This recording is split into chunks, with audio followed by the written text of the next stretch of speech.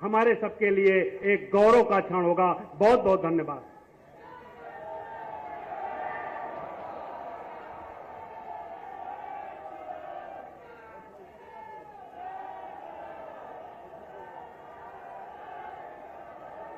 रामाय रामभद्राय रामचंद्राय वैद्यसे रघुनाथाय नाथाय सीताय पते नमः। बोलिए सीताराम भगवान की, श्री हनुमान जी महाराज की, भारत माता की, भारत माता की। वंदे वंदे वंदे। अयोध्या विद्यापीठ परिसर में श्री राम दरबार और असरफी भवन अयोध्या धाम के पूज्य आचार्यों की दिव्य एवं भव्य प्रतिमा कि आज के इस स्थापना कार्यक्रम में इस संपूर्ण कार्यक्रम के प्रेरक जगतगुरु रामानुजाचार्य पूज्य स्वामी श्रीधराचार्य जी महाराज, रंगमहल के पूज्य संत श्री राम शरण दास जी महाराज,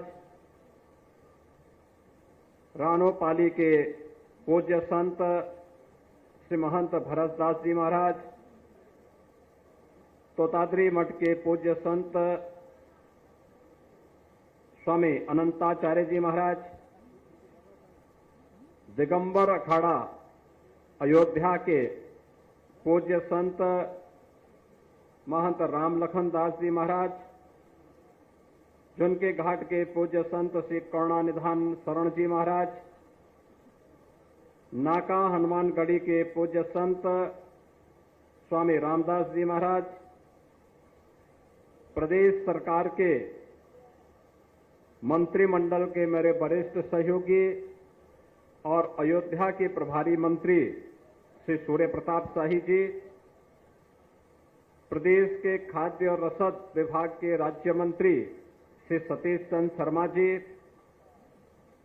अयोध्या के पूर्व सांसद श्री लल्लू सिंह जी,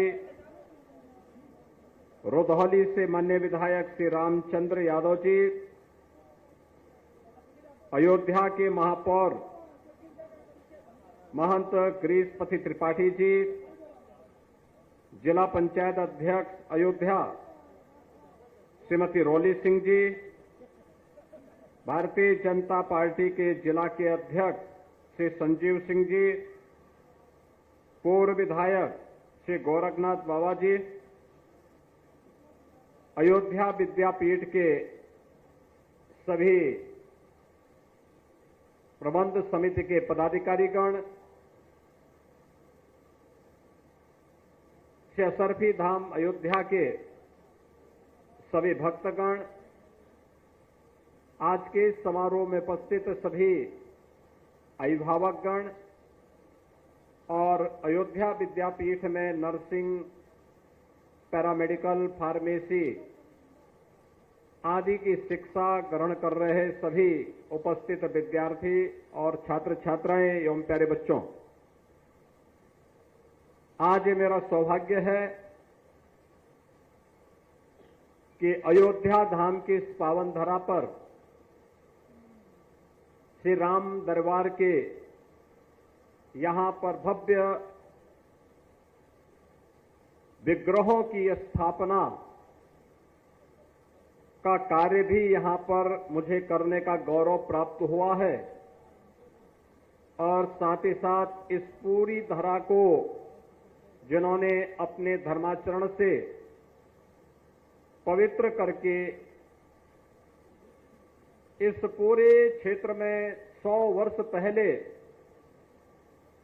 जिन्होंने श्री राम जन्मभूमि आंदोलन के लिए अपना पूरा जीवन समर्पित करके जन जागरण के एक बड़े कार्यक्रम को अपने हाथों में लिया था, ऐसे पूज्य संतों, पूज्य स्वामी मधुसूदनाचार्य जी महाराज, पूज्य स्वामी जगतगुरु रामानुजाचार्य स्वामी माधवाचार्य जी महाराज की दिव्य प्रतिमाओं के आज यहां पर स्थापना का कार्यक्रम संपन्न हुआ है।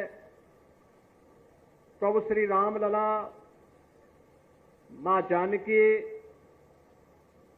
और राम दरबार के श्री चरणों में कोटि कोटि नमन करते हुए, इन पूज्य संतों के भी श्री चरणों में नमन करते हुए मैं इन पूज्य संतों की साधना को मूर्त रूप देने के लिए, जिन्होंने आज न केवल जगतगुरु के रूप में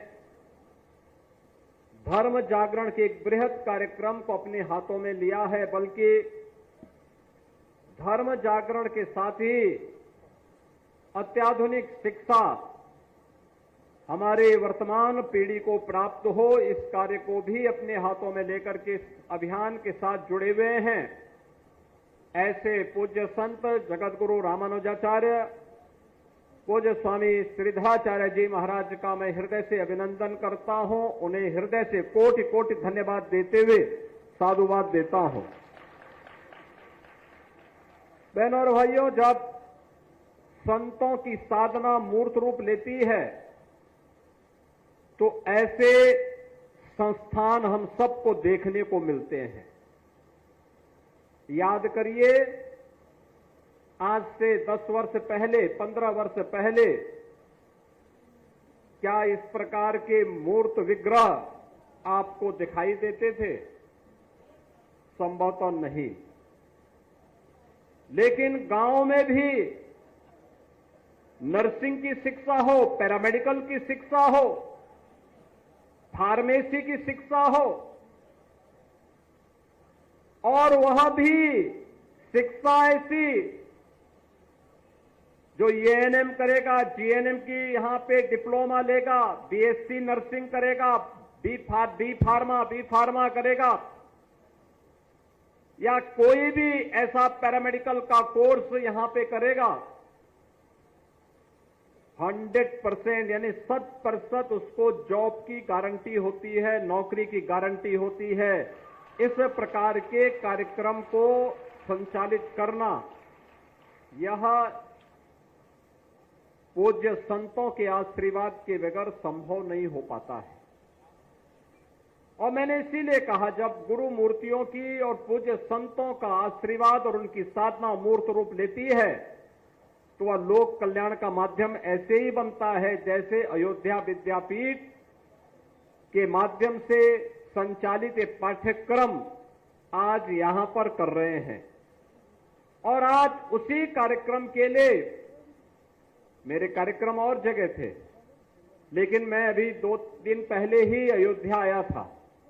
और अयोध्या आगमन के समय जब मेरी पूज्य महाराज से बातचीत हुई तो उन्होंने इस बारे में चर्चा की कि मेरे पूज्य गुरुदेव और आचार्यों की प्रतिमा की स्थापना का कार्यक्रम है, अगर इसमें आपका आगमन हो जाए तो मैंने कहा, ये तो मेरे लिए सौभाग्य की बात है कि जिन पूज्य संतों का पूरा जीवन देश के लिए, धर्म के लिए समर्पित रहा है, अगर इस समारोह में मुझे भागीदार बनने का अवसर प्राप्त होगा तो मैं कोई भी कार्यक्रम अपना स्थगित करते हुए अयोध्या धाम पधारूंगा। और मुझे आज मिल्कीपुर क्षेत्र के इस कार्यक्रम में आने का सौभाग्य प्राप्त हुआ है। बहनों और भाइयों, इन पूज्य संतों ने अपना पूरा जीवन लोक कल्याण के लिए समर्पित किया था, धर्म जागरण के लिए, धर्म के अनुरूप अपने कृतित्व के माध्यम से अपने कर्तव्यों का पालन करते हुए देश और समाज को उसके अनुरूप चलने की एक नई प्रेरणा दी। पूज्य स्वामी मधुसूदनाचार्य जी महाराज रहे हों, एक लंबे समय तक उन्हें इस धराधाम पर अपने आशीर्वाद से अयोध्या धाम के साथ साथ पूरे देश के अलग अलग क्षेत्रों को अभिसिंचित करने का अवसर प्राप्त हुआ।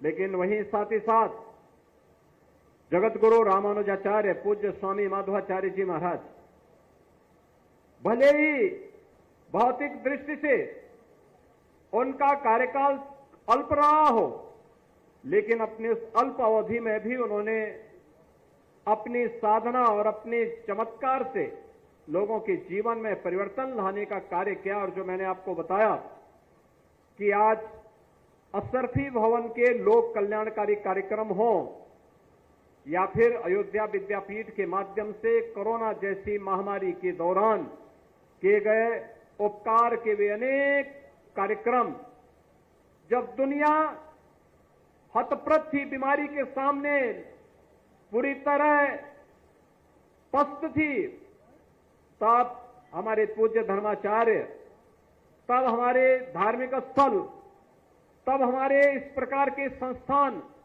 लोक कल्याण के अभियान के साथ जुड़े हुए थे और उस अभियान के साथ जुड़ करके, लोक कल्याण के साथ जुड़ करके उस महामारी को परास्त कर रहे थे। और उसी का परिणाम था कि प्रधानमंत्री मोदी जी के नेतृत्व में कोरोना पर विजय प्राप्त की गई और भारत की 140 करोड़ की आबादी को कोरोना जैसी महामारी से बचाने में मदद मिली। बहनों और भाइयों, आज अयोध्या की जब हम बात करते हैं तो अयोध्या में 500 वर्षों का इंतजार समाप्त हुआ। पूज्य संतों का लंबी साधना और संघर्ष आज अयोध्या धाम में प्रभु रामलला के विराजमान होने के साथ वह मूर्त रूप ली है, दुनिया को अयोध्या की ओर आकर्षित की है। जिन लोगों के लिए संभव था कि अयोध्या में क्या भगवान राम का जन्मभूमि पर मंदिर बनेगा, लोग पूछते थे, प्रश्न भरी निगाहों से पूछते थे। हम लोग तब भी कहते थे, हां जरूर बनेगा, चिंता मत करिए, जरूर बनेगा, अवश्य सफलता मिलेगी। जो लोग बोलते थे कि अयोध्या की सड़कें चौड़ी होंगी, हमने कहा अयोध्या की तो होंगी, लेकिन अयोध्या से आसपास का क्षेत्र भी लाभान्वित होगा। और आज लखनऊ से अयोध्या के बीच में हो, लखनऊ से प्रयागराज के बीच में हो, अयोध्या से रायबरेली के बीच में हो, अयोध्या से गोंडा के बीच में हो, अयोध्या से बस्ती का मार्ग हो, अयोध्या से काशी का मार्ग हो, ये सभी मार्ग 4 लेन की कनेक्टिविटी से जुड़ चुके हैं। बाकी जो बचा है वह जुड़ने की प्रक्रिया के साथ आगे बढ़ चुका है। अयोध्या में ट्रेन नहीं आती थी, एक सिंगल लाइन थी, आज डबल लाइन से जुड़ चुका है। अयोध्या में एयरपोर्ट नहीं था, आज इंटरनेशनल एयरपोर्ट बन चुका। 14-15 फ्लाइट अयोध्या से जुड़ चुकी है।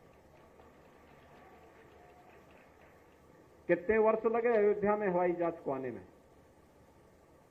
मुझे लगता है कि हजारों वर्ष लग गए, हजारों वर्ष। भगवान राम अपने पुष्पक विमान से यहां पधारे थे और पूरा द्वापर चला गया, कलयुग भी अपने एक लंबे कालखंड को संपन्न कर चुका है। अब अयोध्या में इंटरनेशनल एयरपोर्ट बना है। और ठीक है, तकनीक उस समय की रही होगी कि भगवान राम जिस पुष्पक विमान से आए थे वो कहीं भी उतर जाता था, लेकिन आज के नए तकनीक में एयरपोर्ट के किसी भी एयरलाइंस के लिए रनवे चाहिए होता है, एयरपोर्ट चाहिए होता है, और उस रनवे के लिए एयरपोर्ट बनाना आवश्यक होता है। इंटरनेशनल एयरपोर्ट आपके अयोध्या धाम में बन चुका है। आज अयोध्या को आप देखेंगे, हर व्यक्ति जो अयोध्या 5 वर्ष पहले, 7 वर्ष पहले आया होगा, इस नई अयोध्या को पहचानने में उसको थोड़ा भूल जरूर हो जाएगी। लेकिन मैं आपसे एक बात जरूर कहूंगा, ये जो नई पहचान मिली है, ये जो नया सम्मान मिला है, सम्मान प्राप्त आसानी से नहीं होता है, सम्मान आसानी से नहीं मिलता है, और अगर मिलता है देव योग से मिलता है, गुरु कृपा से मिलता है, संतों के आशीर्वाद से मिलता है, तो उसको सजोए रखने के लिए भी उतनी ही परिश्रम और साधना की आवश्यकता पड़ती है, और उसको बचाए रखना यह अयोध्या वासियों का दायित्व ज्यादा है कि हम इस सम्मान को बरकरार रखते हुए अयोध्या की पहचान को देश और दुनिया के सामने इसी मजबूती के साथ स्थापित करने का कार्य करें। जो भी अयोध्या आए, अयोध्या के वैभव के साथ साथ यहां की धार्मिक परंपरा, रीति रिवाजों का विभूत होकर के जाए और उसको अंगीकार करते हुए पूरी देश और पूरी दुनिया अयोध्या की तरफ फिर आकर्षित होकर के आए। उसके लिए हमें प्रयास करना होगा।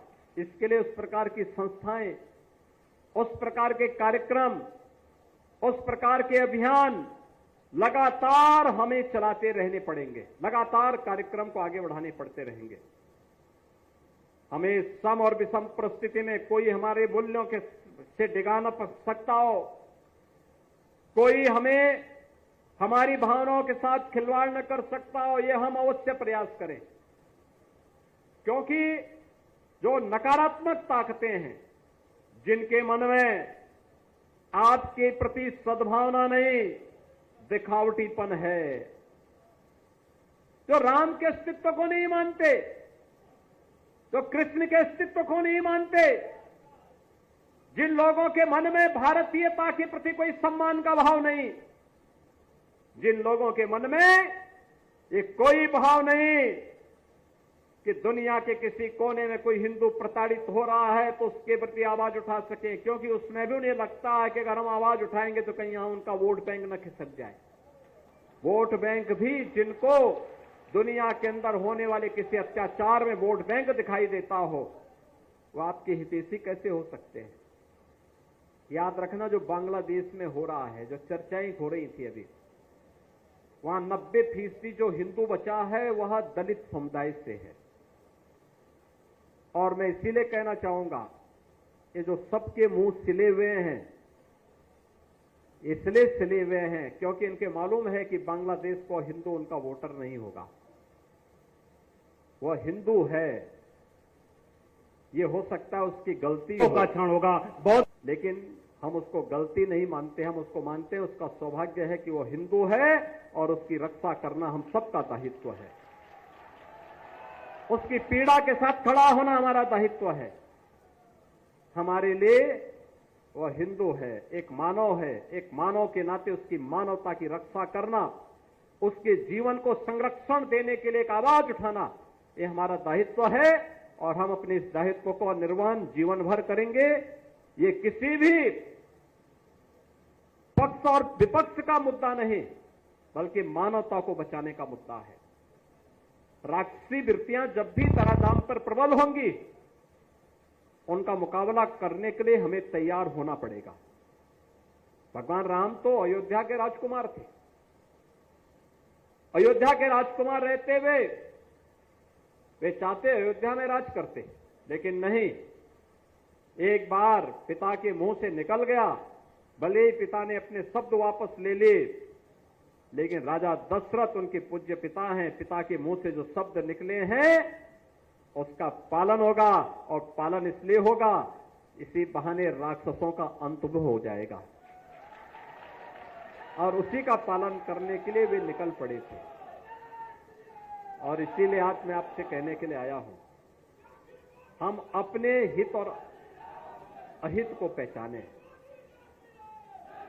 हम उसको पहचानने का काम करें और देखें कहां और कैसे भला होना है, कैसे विकास होना है, कहां से सुरक्षा मिलनी है, कौन लोग आपके हितैषी हैं, कौन विरोधी हैं, उसके बारे में और भविष्य को उज्जवल बनाने की दिशा में क्या प्रयास होने चाहिए।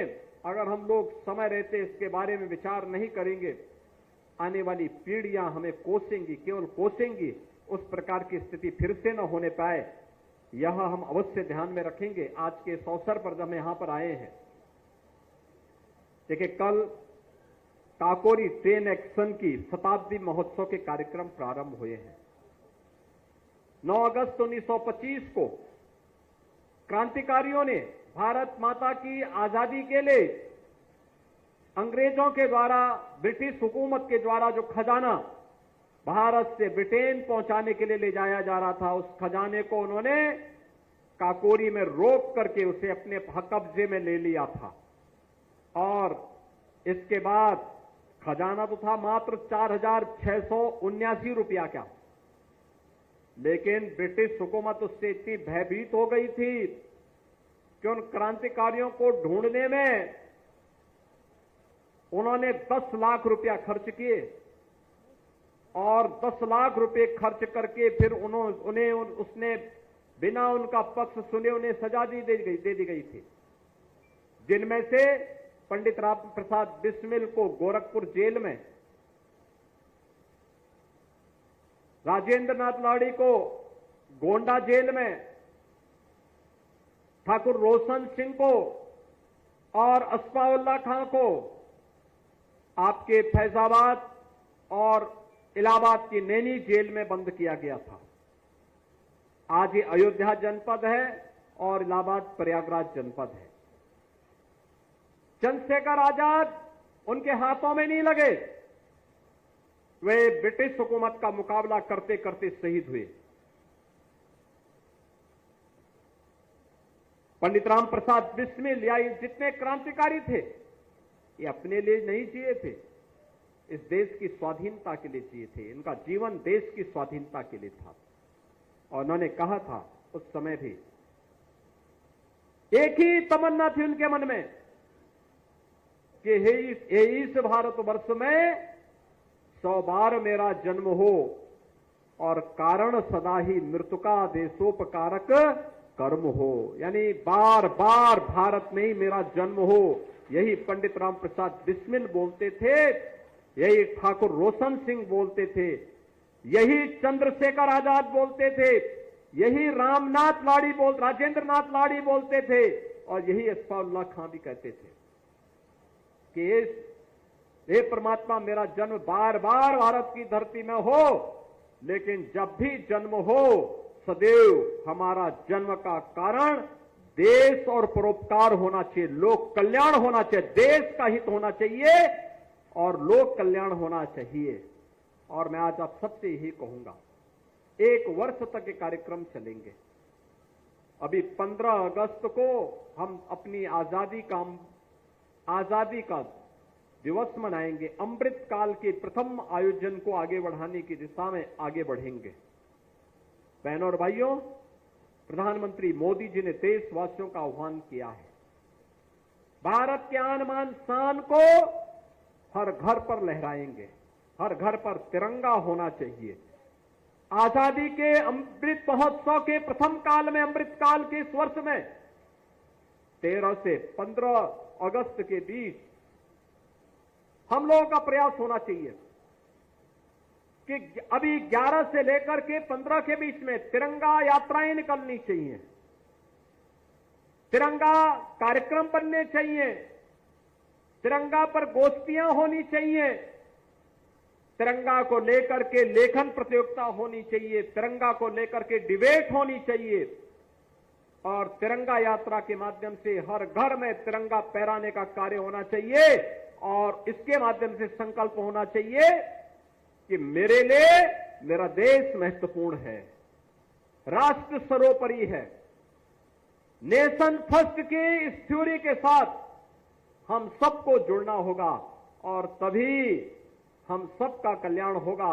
अयोध्या विद्यापीठ के छात्रों से भी, यहां की छात्राओं से भी मैं कहूंगा कि तिरंगा ला करके हर एक विद्यार्थी एक दिन अगल बगल के गांव में तिरंगा यात्रा के साथ निकल करके भारत माता की जय, वंदे मातरम का नारा लगाते हुए निकल करके हर व्यक्ति को बोलें कि भाई ये भारत की आजादी का प्रतीक है, आजादी के इस प्रतीक को अपने घर में लगा करके सम्मान दीजिए, और तभी हमारी आजादी सुरक्षित होगी। और आजादी सुरक्षित होगी तो हम भी सुरक्षित होंगे, हमारा भविष्य भी सुरक्षित होगा। और यही आज के दिन पर हम इस कार्यक्रम को अगर आगे लेकर के चलेंगे तो अवश्य क्रांतिकारियों का, भारत के उन महान शहीदों का सपना साकार होगा जिन्होंने भारत के लिए अपना पूरा जीवन समर्पित किया था, अपना बलिदान दिया था। आज के इस अवसर पर एक बार फिर से यहां पर अयोध्या विद्यापीठ परिसर में श्री राम दरबार का भव्य विग्रहों की स्थापना हुई है। उनके श्री चरणों में नमन करता हूं। मैं यहां पर पूज्य स्वामी मधुसूदनाचार्य जी महाराज, पूज्य स्वामी रामानुजाचार्य, पूज्य स्वामी माधवाचार्य जी महाराज की भव्य और दिव्य प्रतिमाओं की स्थापना का कार्यक्रम संपन्न हुआ है। इन पूज्य संतों की श्री चरणों में मैं कोटि कोटि नमन करता हूं और इन सभी पूज्य संतों की साधना को मूर्त रूप देने वाले जगत गुरु रामानुजाचार्य पूज्य स्वामी श्रीधराचार्य जी महाराज का हृदय से अभिनंदन करते हुए उन्हें हृदय से साधुवाद देता हूं कि उन्होंने अपनी गुरु परंपरा को ये सम्मान दिलाया है। यह कार्यक्रम और ये कर्म साधना निरंतर आगे बढ़ती रहनी चाहिए। इसके लिए हम लोगों का पूरा सहयोग उनके साथ में होगा। आप सबके प्रति मेरी शुभकामनाएं। धन्यवाद। जय हिंद।